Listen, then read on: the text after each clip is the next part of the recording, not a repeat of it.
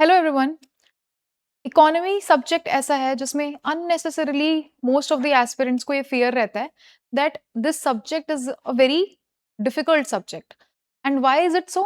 Because कुछ terminologies हैं वो डिफिकल्ट हैं, आपको समझ नहीं आ रहे हैं, कॉन्सेप्ट्स एब्स्ट्रैक्ट लग रहे हैं, या फिर आपने करंट अफेयर्स के साथ में लिंकेज समझा नहीं है। सो एक परसेप्शन बन जाती है that this subject is not for me, या फिर मेरा इकोनॉमी वीक है। But the reality is just the opposite of it. Economy एक ऐसा सब्जेक्ट है जहां पे if you play on your strengths कहाँ से आ रही है? If you understand the subject, if you understand the concepts, कुछ टर्मिनोलॉजीज के साथ में आप धीरे धीरे फेमिलियर होते हो, और आप basically what you are doing, if you connect it with current affairs, with your daily life, है ना, then it becomes your strength and it is actually a very scoring subject. यहाँ से questions भी बहुत अच्छे आते हैं, आप बहुत अच्छा score ला सकते हो, not only in prelims but mains में and PT में भी it helps you to frame your structured answer. Okay, so let's begin with the role of economy for UPSC CSE. Okay, so firstly prelims में हम देखते हैं the range of questions lies between 18 to 20 usually. Okay, and then mains में you have GS3 में mainly इसका coverage and थोड़ा थोड़ा in the essay part. तो essay के साथ में वैसे भी overlap तो है ही आपका. Then इन दोनों में at both these stages what happens? जो average marks आपके आ रहे हैं या average जो accuracy आती है when you take the subject either for granted, weak area समझ लिया आपने, या फिर आप उसमें प्रॉपर अटेंशन नहीं दे रहे, तो the accuracy usually lies between 60%, मतलब this is the average both prelims में और मेंस में। तो GS3 के आप मार्क्स देखो तो काफी लो रहते हैं, है ना, बहुत ही पुअर मार्क्स आ रहे होते हैं, और इकोनॉमी के क्वेश्चंस हम सही से टैकल नहीं करते, वो इसका एक मेजर रीजन होता है। बिकॉज आप बाकी सब्जेक्ट्स देखो तो कहीं ना कहीं you have the idea about the syllabus, वो थीम्स रिपीट होती हैं जैसे इंटरनल सिक्योरिटी में या फिर आपके एनवायरमेंट रिलेटेड। तो इकोनॉमी में particularly some how, because what you do, you don't link the facts with the relevance, उसकी एनालिसिस नहीं करी है आपने। तो अभी हम देखते हैं, ठीक है, कि फर्स्टली आपने रोल देख लिया कितना इंपॉर्टेंट है, प्रीलिम्स और मेंस बोथ, फाइन। एंड अगर आप इसे स्ट्रॉन्ग करते हो, ऑफ कोर्स आप अपने मार्क्स इंप्रूव कर सकते हो। सो लेट्स अंडरस्टैंड कि why it is very difficult. तो आपने, जैसे मैंने बताया, that people focus more on rote learning here. आपने फॉर एग्जाम्पल GDP पढ़ा, आपने फिर जस्ट एक फिगर समझ ली, एक बेसिक आइडिया ले लिया GDP का, you have not understood it in an holistic manner, उसके इम्पैक्ट, उसका मतलब, वो फिगर जो आती है उसका क्या रेलेवेंस है, can you relate it with, अगर आप ये देखो, if this is a news that India is the fastest growing major economy, but can you think like कि अनएम्प्लॉयमेंट तो बहुत ज्यादा है ना, अगर GDP हमारी एक तरफ बढ़ रही है बट अनएम्प्लॉयमेंट भी बहुत ज्यादा है, तो can you connect these two key themes and can you frame your answer, क्योंकि इस पे क्वेश्चंस आ चुके हैं। तो आपने अगर रोट लर्निंग करी है, आपने अगर PYQs को इग्नोर किया है ना, या फिर आपने इसमें सिर्फ करंट अफेयर्स पे फोकस किया है और बेसिक्स इग्नोर किए हैं, बेसिक्स यहाँ पे स्पेसिफिकली कॉन्सेप्ट्स की बात कर रही हूँ मैं, अगर आपने कॉन्सेप्ट्स में कुछ गड़बड़ हुई है तो प्रोबेबली आपका क्वेश्चन गलत हो जाएगा, ठीक है। वो कॉन्सेप्ट्स आपको इस एक बार समझने होते हैं, then you need to retain it further, fine. तो ये डिफिकल्ट जो हमें लगता है सब्जेक्ट, वो कहीं ना कहीं कुछ हमारी मिस्टेक की वजह से लगता है। Now coming to very important part which is weightage. मैं हमेशा बोलती हूँ कि अगर आपको वेटेज पता है किसी सब्जेक्ट का, कि UPSC is emphasizing on this subject, या फिर वहां से वो क्वेश्चंस बना रहे हैं, दैट मीन्स कि वो उसको वेटेज दे रहे हैं, इट हैज सम रेलेवेंस। क्या रेलेवेंस है इकोनॉमी का पर्टिकुलरली? सी, सबसे इंपॉर्टेंट तो the governance, when you are targeting a role, you are targeting a job profile where governance is the key area. And governance is not only about administration. आप services में भी देखोगे बहुत सारी services हैं, not only administration. तो governance is also about resource management. In fact resource management is one of the main pillar of governance. एक good governance में आप एफिशिएंट रिसोर्स मैनेजमेंट करते हो. तो उस रिसोर्स मैनेजमेंट को समझने के लिए you need to understand economy well and you need to connect it with the other areas. Then comes your daily life, है ना. Daily life of citizens of any particular country, it is impacted by the economical changes. Fine. तो एक जो हम बोलते हैं ना हमेशा कि सोशियो इकोनॉमिक एस्पेक्ट हमें देखने हैं, सोशियो इकोनॉमिक पॉलिटिकल, है ना, ऐसे करके. तो ये जो लिंकेज है वो हमें करना पड़ेगा सोसाइटी के साथ में, पॉलिटी के साथ में. और ये लिंकेज हमें आए, एक फ्यूचर ऑफिसर को आना चाहिए. That's why UPSC emphasizes on this area. Daily life हो गया. And then you are also aware about the emerging trends. ठीक है. UPSC wants you to be aware. जैसे जैसे आपके जो फाइनेंशियलाइजेशन ऑफ इकोनॉमी है, व्हाट इज दिस, आप ये जाके देखना and tell me in the comments कि क्या होता है ये. This is emerging. This is an emerging trend, financialization of economy. What is this. Then there are other things in news कि आपके कुछ स्टॉक्स हैं, है ना. स्टॉक मार्केट बहुत ज्यादा बूम कर रही है. इंडिया की इनफैक्ट ग्लोबल लेवल पे काफी ज्यादा मूव कर रही है. It has crossed Hong Kong as well. तो ये एक पीवाईक्यू है ना. आपको इधर न्यूज से पता होगा या पीवाईक्यू से पता होगा. तो it's very important. I have again emphasised on this कि पीवाईक्यू हमेशा आपको देखने हैं. तो अगर आपको उससे ट्रेंड पता चला कि yes stock market is very important area, it's an emerging area, तो स्टॉक मार्केट से रिलेटेड जो भी निटिग्रिटीज हैं, जो कोई भी एक एडल्ट जानता होगा, is not even preparing for UPSC, तो आपको भी उतना पता होना चाहिए. ओके. तो ये वेटेज की इंपॉर्टेंस हमने देख ली. रोल ऑफ इकोनॉमी गवर्नेंस के लिए चाहिए, हमें डेली लाइफ के बारे में भी पता होना चाहिए, इमर्जिंग ट्रेंड्स भी. Now coming to the next part, very important. Syllabus को समझना इंपॉर्टेंट है एंड देन पीवाईक्यूज. तो सिलेबस में हमारे पास majorly what are the key components. सबसे पहले तो basics of economy. Okay. Basics of economy में आपके की एरियाज आ गए. So you will be covering micro macro economics and you'll be dealing with local national international level, है ना. तो यहाँ पे आप टर्मिनोलॉजी समझेंगे. इसके अलावा आपका इन्फ्लेशन वेरी इंपॉर्टेंट. देन आपकी बैंकिंग है. You have monetary fiscal policy. तो policy and government schemes very relevant. तो गवर्नमेंट स्कीम्स भी हम लिख लेते हैं. Although you need to go through the syllabus of mains, or specifically you need to break it down into micro areas. और उसी के बेसिस पे मैं बस आपको एक ब्रॉड फ्रेमवर्क दे रही हूँ that these are the areas. Government schemes भी हो गए. And then very important budget. Okay. Budget is there. Then you have agriculture.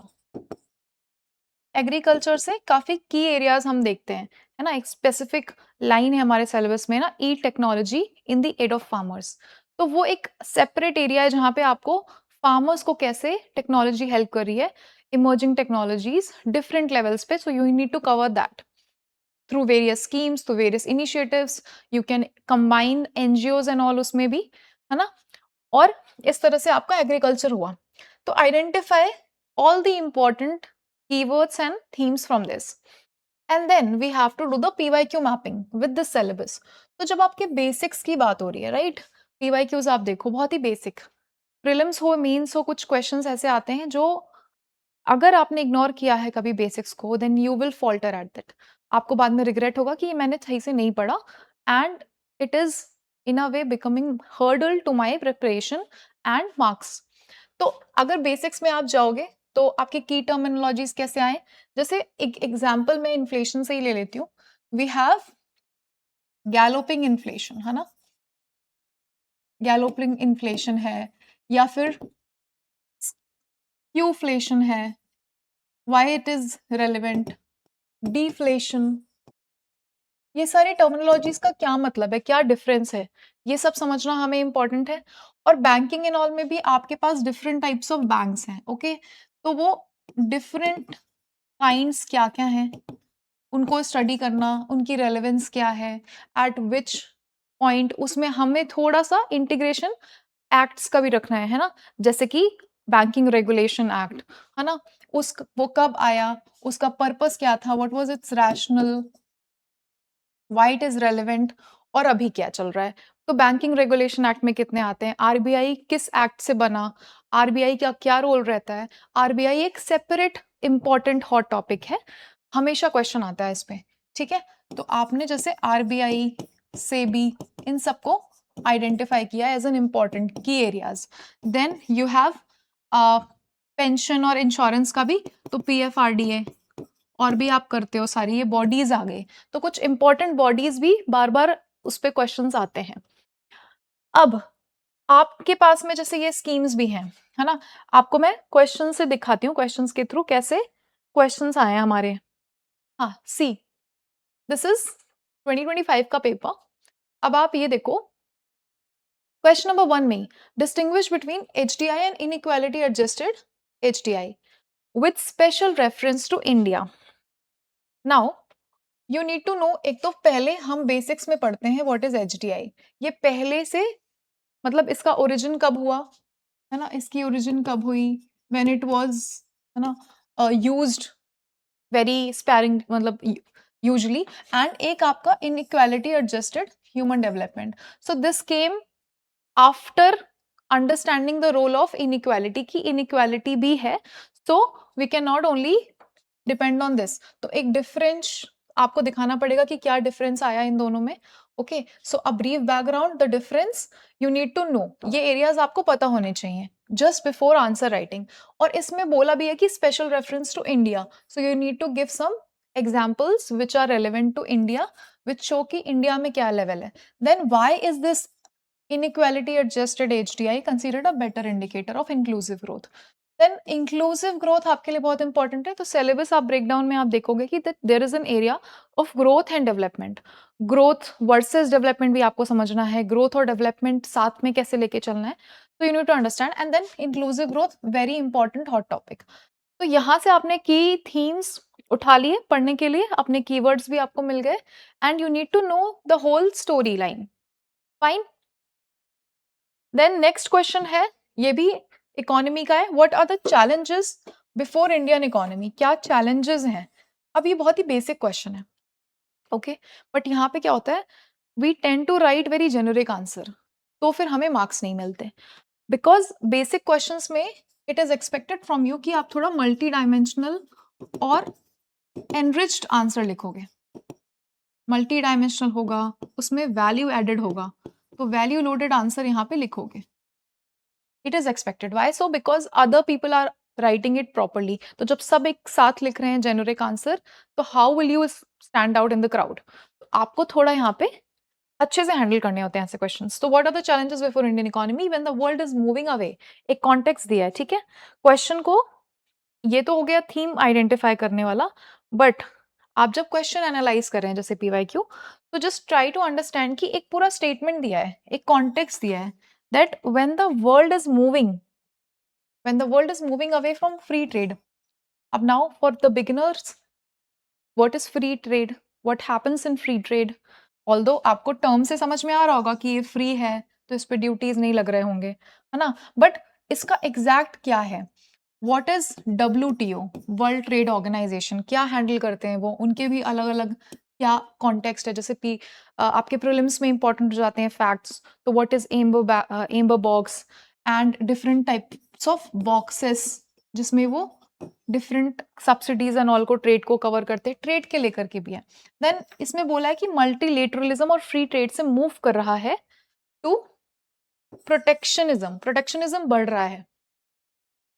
हाँ, इस कॉन्टेक्स्ट में आपको चैलेंजेस बताने हैं, तो somehow somewhere you need to give that context in the intro or body part. Then how can these challenges be met? So UPSC wants you to write the solutions, okay? एक problem पे कहीं भी छोड़ के नहीं जाना है। We need some solutions. आपने चैलेंजेस पहले डिस्कस कर लिए in this context, and then we also need to provide some of the solutions, the way ahead, the way forward, and then we can conclude. तो यहाँ से आपने समझा कि what is important for me to study, and then what is UPSC actually asking, आपको किस level पे वो टेस्ट कर रहे हैं, ठीक है? अब यहाँ पे फार्मर्स की बात आ गई, एग्रीकल्चर पोर्शन। एग्रीकल्चर पोर्शन में क्या चीजें आई हैं? फैक्टर्स पूछे, explain the factors influencing the decision of farmers on the selection of high value crops. So you need to know कि हाई वैल्यू क्रॉप्स क्या है, वो भी इंडिया में। तो पहले तो व्हाट पता होना चाहिए, एंड देन कुछ एग्जांपल्स ये प्रिपेयर करना है, ये high value crops in India, okay? Now फिर क्वेश्चन हमसे पूछ रहा है कि वो फैक्टर्स बताने हैं जो इन्फ्लुएंस करते हैं the decision of farmers on this. तो आपको बेसिकली ये इस तरह से, जैसे आप क्वेश्चन पढ़ते हो तो आपने पहले समझा व्हाट इज बीइंग आस्क्ड, है ना, इन विच कॉन्टेक्स्ट, तो वो कॉन्टेक्स्ट आपको पता होना चाहिए। देन आपको पता होना चाहिए कि व्हाट आर द फैक्टर्स, है ना, दैट आर इन्फ्लुएंसिंग। सिंपली आपको एक्सप्लेन करना था। अब आपकी गवर्नमेंट स्कीम पे भी, ये भी सिंपली ऐसे ही है, सप्लाई चेन मैनेजमेंट का क्वेश्चन है, स्कोप एंड सिग्निफिकेंस का। देन आपका एक गवर्नमेंट स्कीम का क्वेश्चन था अबाउट पीएलआई, है ना, एंड ये भी है, see, fiscal health index, this was in news from quite several years, explain how fiscal health index can be used as a tool, है ना, फिस्कल परफॉर्मेंसेस के लिए। और इसका अगर आपको कॉन्टेक्स्ट पता है, तो आप, जैसे आपको कॉन्टेक्स्ट पता है, तो you can start from that context in the intro itself. That shows that you are a well aware person. And in what way would it encourage the states to adopt prudent and sustainable fiscal policies? Prudent का मतलब पता है, नहीं पता तो Google, है ना? और फिर आप देखो कि ये दो तरीके से आप सब हेड बना के एड्रेस कर सकते हो, ठीक है? नाउ एक जो हमारा स्कीम वाला था, ये है question number 12, discuss the rationale of the PLI. अब आपसे यूपीएससी क्या चाहता है कि अगर कोई इंपॉर्टेंट स्कीम है, प्रोडक्शन लिंक्ड इंसेंटिव स्कीम है, एक तो government is promoting this scheme a lot, सबसे पहले तो आपको पता हो कि ये स्कीम क्यों है और उसका रैशनल क्या है। बहुत ही बेसिक है, सिंपली इतना ही पूछा है कि डिस्कस करना है, ओके? 15 मार्कर क्वेश्चन है, तो आप चाहो तो आराम से पहले पीएलआई स्कीम का पहले बैकग्राउंड दे दिया, then you are discussing the rationale. Rationale में आप डिस्कस करना है, सो आपको इंटीग्रेट करना पड़ेगा कुछ डेटा, फैक्ट्स, है ना, उसके बारे में। डिफरेंट डिफरेंट इसके बहुत सारे सेक्टर्स उसने ले रखे हैं, तो वो सारे आप ले सकते हो एग्जाम्पल के तौर पे। फिर इसकी असेसमेंट पूछिए, कैसे, what are its achievements, okay? Achievements पूछ रहे हैं, मतलब स्कीम की असेसमेंट पूछ रहे हैं। इन व्हाट वे, वेज बताने हैं, can the functioning and outcomes, ठीक है? दो चीजें हैं, हमेशा ध्यान से पढ़ना है क्वेश्चन। वन आपसे फंक्शनिंग पूछा है, दूसरा आपसे आउटकम्स पूछे हैं of the scheme be improved. तो इस स्कीम की फंक्शनिंग मतलब ऑपरेशंस को कैसे इंप्रूव कर सकते हैं, एक तो ऑपरेशंस हो गए, जो चीजें हो रही हैं in the process, and then outcomes की रिजल्ट्स कैसे इंप्रूव कर सकते हैं। तो ये आपके मेजर्स हो गए, फाइन। नाउ अब एक ये कॉन्टेक्स्ट मैंने दे दिया, आप from the mains perspective. Prelims perspective के लिए you can watch the PYQs that I have solved, तो वो वीडियो आप जाके देख सकते हो, उसमें इकोनॉमी के क्वेश्चंस मैंने लिए हैं, ठीक है? Now coming to the note again, okay, so this is about mapping the PYQ analysis with the syllabus, है ना? ये बहुत इंपॉर्टेंट पोर्शन है जब आपको स्टार्टिंग में ये करना है। Now coming to resources, resources आपके दो टाइप के हैं मेनली, इधर इन दी टेक्स्ट फॉर्मेट, है ना, रीड करने के लिए, या फिर आपके वीडियो फॉर्मेट में है। तो coming from the basics, what is important basics के लिए, तो as we all know we can go through the NCERTs of 11th and 12th, ठीक है? ये हमारे बेसिक्स के लिए है, बेसिक अंडरस्टैंडिंग के लिए, टर्मिनोलॉजीज हो गए, कॉन्सेप्ट्स हो गए, फाइन। एंड देन एक स्टैंडर्ड बुक अगर हम रेफर करना चाहते हैं, then there is this Vivek Singh sir की बुक है ना? This is very well written, he has explain the concept in a very lucid format. आपको पढ़ के भी अच्छा लगेगा, आप कनेक्ट कर पाओगे, उसमें एग्जाम्पल्स भी हैं। सो विवेक सिंह सर की बुक मुझे बहुत अच्छी लगी थी। इन्होंने क्वेश्चंस की सीरीज भी, एक मतलब बुक है उनकी, उसमें क्वेश्चंस के थ्रू किया है, उसको I will address later. Then we have some references. For example आपको लेटर आपको कभी जरूरत पड़ी तो compilations for your mains examination. Okay, so any market compilation you can refer. But more important for this is when you are done with basics and standard, मतलब either done with it or you're doing it, you need to incorporate current affairs. ठीक है, बहुत important है current affairs. Again आपके पास दो options हैं, either from the newspaper or the monthly magazines. Okay, ये है। न्यूज़पेपर नहीं भी है तो you have daily news analysis, वो भी आप रीड कर सकते हो वहां से भी। Then you need to combine it both to cover economy, क्योंकि इकोनॉमी में it's not only about the basics, basics definitely are important, current affairs is important, but we need to balance both of it. ऐसा भी ना हो कि current affairs आप बहुत ज्यादा कर रहे हो and you have no clear understanding about the concepts, आपको बस शैलो लेवल पे अंडरस्टैंडिंग है, डेप्थ में नहीं है।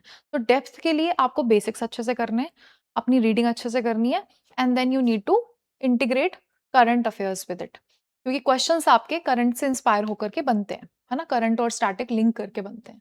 Now coming to the video part. Video में एक तो विवेक सिंह सर जी का जो मैंने बताया था, द 550 क्वेश्चंस या 450 क्वेश्चंस हैं, आई डोंट एग्जैक्टली रिमेम्बर, ऐसे क्वेश्चंस का लेकर के ना वीडियो लिया है, सत्यम सर ने लिया हुआ है, तो ये वाला आप देख सकते हो। मैंने भी यही देखा है, तो इफ समवन इज सेइंग कि नहीं ये पहले आया हुआ है, मैंने खुद ये देखा था वीडियो एंड आई फेल्ट कि हाँ काफी अच्छा यहाँ से रिवीजन हो गया, तो I used it as revision, कि क्वेश्चंस के थ्रू मैं रिवाइज कर लेती हूँ। ठीक है, बाकी पूरा का पूरा इकोनॉमी अगर आपको वीडियो में देखना है तो you need to watch and see for yourself what works for you, because मैंने एक दो ऐसे ट्राई किए थे बट मुझे कुछ खास समझ नहीं आए, तो I will not recommend here कि कोई एक पर्टिकुलर वीडियो या मैराथन आप देख लो रैंडम। ओके, तो हेयर बिकॉज ये मैंने खुद फॉलो किया था तो मैं आपको वो बता रही हूँ 550 क्वेश्चंस वाला। Other than that, for current affairs, one second, for current affairs I was doing newspaper, है ना, एंड मेरा एक डेली न्यूज एनालिसिस के लिए भी मैं कुछ कुछ वीडियोस ऐसे कभी कभी देख लेती थी इफ आई फील कि मुझे नहीं समझ में आ रहा है। फॉर एग्जाम्पल जैसे नैपफिड आया, ठीक है, यहाँ पे दिस वाज लॉन्च, तो मुझे इनिशियली नहीं समझ में आ रहा था, या तो मुझे कोई पर्टिकुलर टर्म है ना, जैसे फॉर एग्जाम्पल अभी आपके लिए वेंचर कैपिटल आपको नहीं समझ में आ रहा, ठीक है, तो इधर यू कैन रीड इट, इधर you can read about it on Google simply, है ना, या फिर आप इसके ऊपर कोई ऐसे बस वीडियो कर दो, तो you can go through the YT आराम से, वेंचर कैपिटल यूपीएससी ऐसा लिख दो, या फिर वेंचर कैपिटल बेसिक्स, और if not this then you can use, obviously हमेशा अंडरस्टैंडिंग के लिए बहुत अच्छा है ना, तो आराम से आप अपने टर्मिनोलॉजीज कॉन्सेप्ट्स अच्छे कर लो, सिंपल टर्म्स में बस एक प्रॉम्प्ट दे देना है यहाँ पे, ठीक है, कि tell me as a tell me as if you are telling to a lay person, ठीक है, यहाँ पे मैं लिख नहीं रही, आप ऐसे सिंपल प्रॉम्प्ट दे सकते हो कि आपको एकदम बच्चे की तरह समझा दे, if you have no clear understanding. तो ये मुझे लगता है रिसोर्सेज इतनी काफी हैं, do not multiply your resources, ऐसा नहीं है कि बहुत चीजों के पीछे भागोगे, you need not read from various text books, you need not go through several videos, कोई भी एक आप पहले चूज कर लो and then stick with it. Economy में भी अगर आपको कोई समझ में आ रही है तो आप ले लो। आई फील कि मेरी फ्रीक्वेंसी जिसके साथ मैच हो रही होगी, जिस टाइम पे मैच हो रही होगी, तो मैं उसको ही फॉलो करूंगी, नॉट एवरीबडी। तो here I have given all the resources. Okay, now resources हो गए, अब कैसे पढ़े, how to study, very important. तो आपको अगेन जैसा मैंने बोला है, फर्स्ट रीडिंग में हमेशा अपने अंडरस्टैंडिंग पे काम करना है, ऑलवेज। तो यहाँ पे आपको जितना भी गूगल यूज करना है, जितना YT, जितना AI, जितना भी यूज़ करना है यहाँ कर सकते हो अंडरस्टैंडिंग के लिए, ठीक है? बेसिक, आराम से एकदम बच्चों की तरह समझना है, ठीक है? देन इसके साथ में आपको क्या करना है बहुत important, do not skip PYQ, है ना? PYQ ज़रूर देखना so that you are in alignment with the demand of the questions, demand of the exam, okay? तो PYQs और सिलेबस ये देखते रहना है, हर दिन साथ में देखते रहना है, बिकॉज आप ट्रैक पे हो, वो आपको रखेगा। तो फर्स्ट रीडिंग बहुत ही थरो, बहुत अच्छे से करनी है, okay? Then comes your second reading. इसमें probably you will be revising all of it, क्योंकि आप बार बार नहीं देखोगे तो आपको रिटेन नहीं रहेगा। समझना is not equal to retention, है ना? Understanding is not equal to retention. तो आपने अंडरस्टैंड कर लिया, but then you have to retain it, ठीक है? तो आपको इसमें रिटेंशन के लिए गो थ्रू देम अगेन, है ना? तो रिटेंशन पे फोकस करना है, probably you are reading it again, reading, watching, whatever you are doing, तो ये सारी चीजें करनी है। देन थर्ड रीडिंग में अब आपने समझ लिया प्रॉपरली, सारी चीजें देख ली, now you have to approach proper practice plus analysis, ठीक है? यहाँ पे प्रैक्टिस और एनालिसिस करना स्टार्ट करना है। तो you can start solving MCQs eight this stage, है ना? MCQs में आप अपने for example 10 questions per day, है ना, यहाँ से स्टार्ट कर सकते हो। You can increase it further, 10 question से आप बाद में जब प्रीलिम्स इज नियर बाय तब आप बढ़ाकर उसको कर सकते हो, 25 कर सकते हो, 50 कर सकते हो, नॉट अभी। तो 10 क्वेश्चंस से आप स्टार्ट कर सकते हो, है ना, इन टाइम बाउंड मैनर, है ना? ऐसा नहीं करना है कि आप रैंडमली क्वेश्चन वैसे लेके बैठे हो और बैठे ही हो, तो टाइम्ड मैनर में करना है ना, टाइमर लगा के, very important.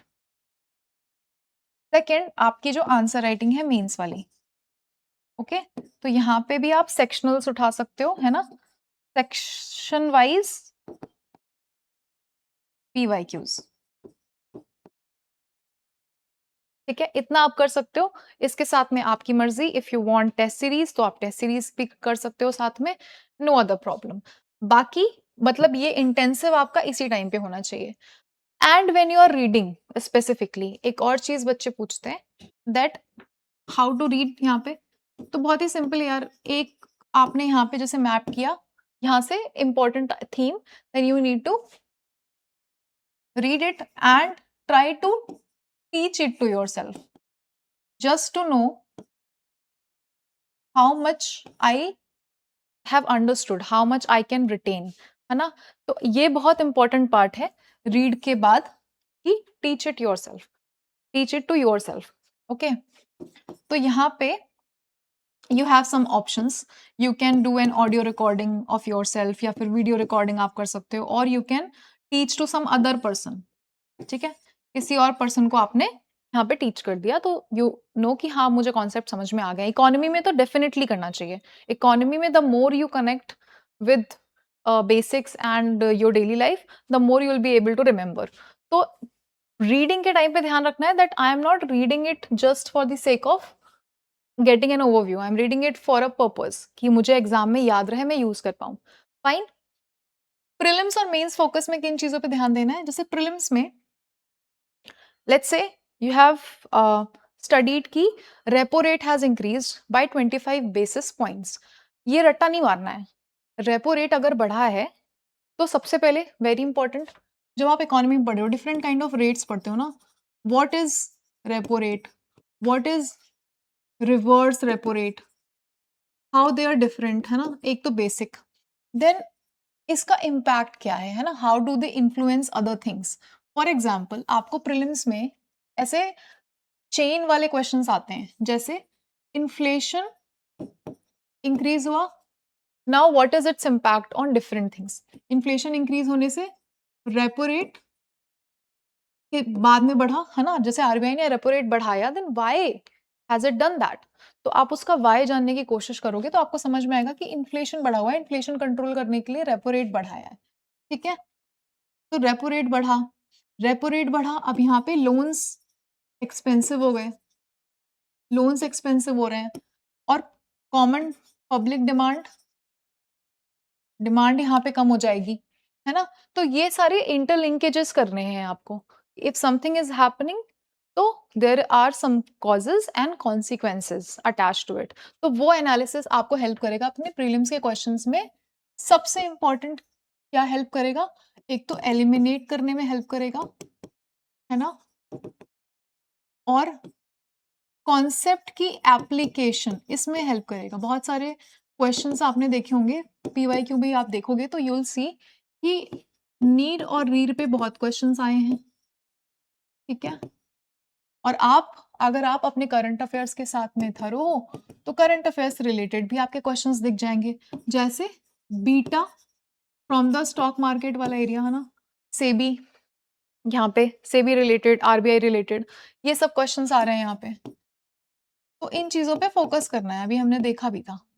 Now coming to mains, mains में आपके एप्लीकेशन बेस्ड, अभी जैसे हमने क्वेश्चंस देखे तो आपने what have you observed, question कैसे पूछे हैं? एक तो इंक्लूसिव ग्रोथ, इंक्लूसिव ग्रोथ के लिए क्या क्या चीजें इंपॉर्टेंट है? Because HDI is important when we understand inclusive growth, when we do that topic, HDI is important, but उससे भी ज्यादा important है IHDI, inequality adjusted HDI। तो उस पर क्वेश्चन पूछ लिया, है ना? तो inclusive growth is important, inclusive growth में challenges, measures and what is the best case scenario, वो सारी चीजें। ओके, तो आपको ये एक टॉपिक मिल गया मेंस के लिए प्रिपेयर करने को। इसके ऊपर आपको 1 पेजर 2 पेजर जो बनाना है आप बनाओगे, राइट? तो इंक्लूसिव ग्रोथ की एक प्रॉपर डेफिनेशन के साथ आप स्टार्ट कर सकते हो। What is inclusive growth? It has a very beautiful definition which is given by OECD। It is an important organization. Organization के बारे में भी आप पढ़ोगे, है ना? तो अगर आप अपने नोट्स प्रिपेयर कर रहे हो तो इस तरह से एक अगर आप ऑथेंटिक डेफिनेशन और सोर्स बताते हो कि किसने दिया है, तो it gives substance to your argument, it gives weightage कि हाँ आपने कुछ ऑथेंटिक सोर्स से कहीं से उठा के लिखा है। तो ऐसी चीजें ट्राई करनी है। फिर आपका आया था फिजिकल हेल्थ इंडेक्स, अभी हमने देखा था ना physical health index, it was proposed by NITI Aayog. ये चीज अगर आप इंट्रो में मेंशन करोगे तो इट इम्प्रेसेस द एग्जामिनर, है ना? तो ऐसी चीजें आपने मेंस में देखनी है कि किन किन चीजों पे। ये तो आपका मैं जस्ट एक रेफरेंस दे रही थी। Then you need to do some assessment of the schemes, क्योंकि स्कीम असेसमेंट पे आ रहा है। And it will not only help you in this paper, in GS3 का economy, it will help you in different papers. GS2 में भी आ सकता है किसी भी स्कीम का असेसमेंट, राइट? तो असेसमेंट करना है स्कीम्स का, जो इंपॉर्टेंट स्कीम्स हैं, जैसे PLI is very important scheme, indigenisation of different sectors, indigenization of technology, indigenization of products। तो make in India, made in India उससे सिंक में है वो। ये सारी चीजें आपके मेंस के लिए इंपॉर्टेंट है। फिर आपके जो की टर्म्स भी आ जाते हैं, जैसे middle income trap, what is this? Middle income trap क्या है, इस पे क्वेश्चंस आया, तो आपको करंट थीम्स के साथ में स्टैटिक को लिंक करके करना है। Fine, this is done. Now coming to the mistakes to avoid, although I have covered it, but let's see, फिर से देख लेते हैं हमें क्या चीजें नहीं करनी है। वेरी इंपॉर्टेंट, सबसे पहले तो you need not to do रट्टाफिकेशन, ठीक है? रट्टाफिकेशन नहीं करना है ना? रोट लर्निंग जिसे कहते हैं, you are only learning the facts. जैसे आपने data every day, every other day in the newspaper और आप मैगजीन में भी देखो, flooded with data, you will be flooded with data. तो सारे डेटा नहीं याद करने हैं, या फिर सिर्फ डेटा ही नहीं याद करना है। You need to analyse the data कि where it is important, why is it important, can I use it any particular situation में कहीं पे। तो आपके जो कॉमन डेटाज हैं उस पर फोकस करना है, नॉट ऑल। तो डेटा ऐसे नहीं रटना है, you need to give it some context, contextual reference देके यहाँ पे आपको कॉन्टेक्चुअल इवेल्युएशन करनी है whenever you are learning something. Okay, तो एक तो ये काम नहीं करना, है ना? कॉन्टेक्चुअल इवैल्यूएशन करनी है। सी, कॉन्टेक्चुअल इवैल्यूएशन, समझ आया? किसी कॉन्टेक्स्ट के बेस पे हम अपने डेटा को, फैक्ट्स को इवैल्यूएट करते हैं, this is called as contextual evaluation. Now second is just focusing on current affairs, ठीक है, या फिर करंट अफेयर्स से आप सिर्फ इकोनॉमी पढ़ रहे हो। So economy is not only about current affairs, you have to develop your basics. जैसे मैंने बोला कि बैलेंस करना है दोनों को। Obviously current affairs are important, current affairs के through you can revise your concepts. For example जैसे रेपो रेट के बारे में न्यूज में है अगर, that it has been increased, है ना, तो उसका एक बेसिक आपने रिवाइज कर लिया। और इफ आरबीआई का कोई एक्शन न्यूज में है, if the DEAF scheme is in news, है ना, जो आपके डोरमेंट अकाउंट्स होते हैं, तो you need to revise your basics through the current affairs. Then you need not do, सबसे इंपॉर्टेंट मिस्टेक जो आप करते हो इकोनॉमी में specifically, that you are only focusing on one area. जैसे you are overlooking, for example, जो external factors हैं, external factors is also in the syllabus. If you are overlooking that, और यहाँ से क्वेश्चंस आ रहे हैं आपके एकदम लो हैंगिंग वाले, ठीक है, somehow you have miss this, तो ऐसा नहीं करना है। You need to cover it thoroughly properly because everything in economy is interconnected. If you're not doing interconnections, तो आपके लिए प्रॉब्लम है। तो लास्ट आपका जो मिस्टेक यही आता है, इंटरकनेक्शंस ना करना, लैक ऑफ इंटरकनेक्शंस। इंटरकनेक्शंस अगर आप नहीं करते हो तो आपको प्रॉब्लम आएगी दोनों ही चीज में, प्रीलिम्स में भी, मेंस में भी। फाइन, तो ऐसा नहीं करना है। कॉन्टेक्चुअल इवैल्यूएशन करना है, इंटरकनेक्शंस करना है, very important. Now when should you complete your economy, है ना, एक बेसिक आइडिया जिससे आप सब पूछते हैं। So again, if you are targeting 2-3 hours of study एक जीएस सब्जेक्ट का, तो you will be doing it in 30 to 35 days, इतना टाइम लगेगा आपको। And some of you were asking कि एनसीईआरटीज और फिर जीएस के जो स्टैंडर्ड सोर्सेज हैं उनको कैसे करना है, वन बाय वन करना है या एक साथ करना है। तो आपको ना, it depends on you. If you feel कि आपकी एनसीईआरटी से आपकी अंडरस्टैंडिंग अच्छी खासी डेवलप हो रही है ना, you are able to grasp it in time bound manner and आपको बहुत ज़्यादा टाइम नहीं लग रहा है, then you can integrate your standard source then and there. कि मतलब एक चैप्टर आपने इंपॉर्टेंट एनसीईआरटी से पढ़ा और वही सेम फिर आपने स्टैंडर्ड सोर्स से भी पढ़ लिया, तो that chapter has done from basic to advance level, got it. But if you feel कि नहीं, मुझे ये करने में टाइम लग रहा है एनसीईआरटी को, okay, then you need to do it properly. NCERTs आप बेसिक्स पहले कर लो, आपको अगर टाइम लग रहा है समझने में, है ना, एक चैप्टर भी कवर करने में थोड़ा टाइम लग रहा है, then maybe you need some more time to develop basic, very basic understanding, and then you can move to advance level, जो कि आपका स्टैंडर्ड सोर्स से होता है। तो डायरेक्टली जंप करना ही नहीं करना, that depends on your level of preparation या level of understanding at this stage. तो 30-35 डेज ये लगता है जब आप एक बार रीडिंग का मैं काउंट कर रही हूँ कि एक बार आपने कवर कर लिया इकोनॉमी, एंड उस एक बार में you have done your first reading and your revision. तो वो रिवीजन आप उसे सेकंड रीडिंग मान लो, या एक बार रिवीजन जैसे आपने डेली, वीकली, है ना, ये किया है, वो वाला revision. And if you are covering it in let's 4 to 5 hours आप दे रहे हो, then you can reduce the time, 25 days में हो जाएगा आपका, ओके। तो this much time is required only for covering economy. बाकी भी सब्जेक्ट्स हैं आपके पास, if you are preparing it thoroughly, आपने कितनी सारी चीजें करी ना इन पूरे डेज में, you can break it down accordingly, आपको जितना भी टाइम लग रहा है। जैसे आपने पहले दिन, for example, you are doing syllabus PYQs, सिर्फ यही किया है, सिर्फ इसको करने में भी थोड़ा टाइम लगता है।